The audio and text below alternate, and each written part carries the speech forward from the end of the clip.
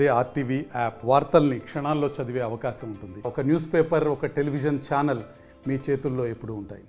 ఈరోజు వైఎస్ఆర్ కాంగ్రెస్ పార్టీ అధినేత మాజీ ముఖ్యమంత్రి గారు, మా నాయకుడు జగన్మోహన్ రెడ్డి గారి ఆదేశాల మేరకు ఏదైతే తల్లిదండ్రుల ఆవేదన కావచ్చు, యువత యొక్క ఆవేదన కావచ్చు, పేద ప్రజల యొక్క ఆవేదనని ఈరోజు కూటమి ప్రభుత్వం దృష్టి తీసుకొచ్చే విధంగా ఈ కార్యక్రమాన్ని చేయడం జరిగింది.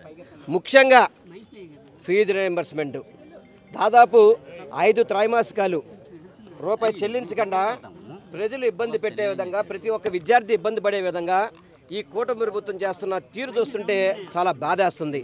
ఎందుకంటే ఏ ప్రభుత్వం వచ్చినా కానివ్వండి, ఫీజు రియంబర్స్మెంట్ అనేది ఆన్గోయింగ్గా జరిగే ప్రోగ్రాం. అది దాన్ని ఈ 10 నెలల కాలంలో మాటలతో నచ్చజెపుతూ ఫీజులు కట్టకుండా విద్యార్థులంతా కూడా రోడ్డు మీద పడే విధంగా ఈ యొక్క కూటమి ప్రభుత్వం చేస్తున్న తీరుని మేము పూర్తిగా ఖండిస్తున్నాం.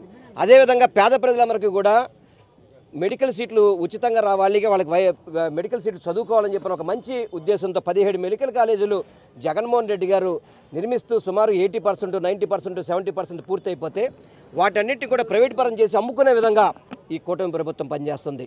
అదే ఎన్నికల ముందు ఏం చెప్పారు?